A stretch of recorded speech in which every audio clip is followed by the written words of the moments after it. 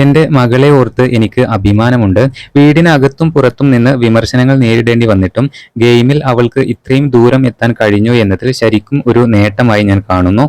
ഷോയിൽ ഒരു ഗെയിമർ എന്ന നിലയിൽ ജാസ്മിനെ കുറിച്ച് സംസാരിക്കുകയാണ് ജാസ്മിന്റെ ഉപ്പ. ഒരു ഗെയിമർ എന്ന നിലയിൽ ഞാൻ അവളെ ശരിക്കും അഭിനന്ദിക്കുന്നുണ്ട്. അത് ജയിച്ചാലും തോറ്റാലും അവൾ എല്ലാ ടാസ്കുകളിലും മികച്ച പ്രകടനം കാഴ്ചവെക്കുന്നുണ്ട്. അവൾ ഗെയിമിൽ നന്നായി കളിച്ചിരുന്നില്ലെങ്കിൽ അവൾ ഇതുവരെ എത്തില്ലായിരുന്നു എന്നും ജാസ്മിന്റെ ഉപ്പ പറയുന്നുണ്ട്.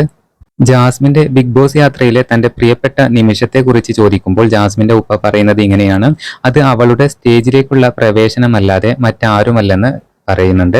ഓരോ നിമിഷവും തനിക്ക് അവിസ്മരണീയമാണ്. പക്ഷേ അവൾ സ്റ്റേജിൽ കയറി മോഹൻലാൽ സാറിന്റെ അടുത്ത് നിന്ന നിമിഷമാണ് ഏറ്റവും മികച്ചത്. എല്ലാ വാരാന്ത്യങ്ങളിലും അവളെ അഭിനന്ദിക്കുകയും ശകാരിക്കുകയും ചെയ്യുന്നത് ഇന്ത്യയിലെ പ്രമുഖ നടനാണ്.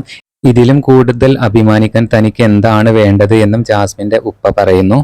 ഫാമിലി വീക്കിൽ ബിഗ് ബോസ് ഹൗസിലേക്ക് പ്രവേശിച്ചതിന്റെ അനുഭവം പറയുന്നത് ഇങ്ങനെയാണ്: തനിക്കും ഭാര്യയ്ക്കും ഇത് ശരിക്കും മറക്കാനാവാത്ത നിമിഷമാണെന്ന് പറയുന്നു. മകളുടെ നേട്ടങ്ങൾ കാരണം ബിഗ് ബോസ് വീട്ടിലേക്ക് പ്രവേശിക്കാൻ കഴിഞ്ഞത് ഈ അനുഭവം തങ്ങൾക്ക് കൂടുതൽ സവിശേഷമാക്കിയെന്ന് അഭിമാനത്തോടെയാണ് ജാസ്മിന്റെ ഉപ്പ പറയുന്നത്. ഏതൊരു രക്ഷിതാവും ആഗ്രഹിക്കുന്നത് പോലെ തന്റെ മകൾ ഈ ഷോയിൽ വിജയിക്കുമെന്ന് ഞാൻ ആഗ്രഹിക്കുന്നു എന്നും ജാസ്മിന്റെ ഉപ്പ പറയുന്നുണ്ട്. അവൾ വിജയിയാകുമെന്ന് എനിക്ക് ശക്തമായ വിശ്വാസമുണ്ട്. 6 ഫൈനലിസ്റ്റുകളും അസാധാരണമായ ഗെയിമർമാരാണ്. അവരെയെല്ലാം ഞാൻ തുല്യരായി പരിഗണിക്കുന്നു എന്നും ജാസ്മിന്റെ ഉപ്പ വ്യക്തമായിട്ട് പറഞ്ഞു.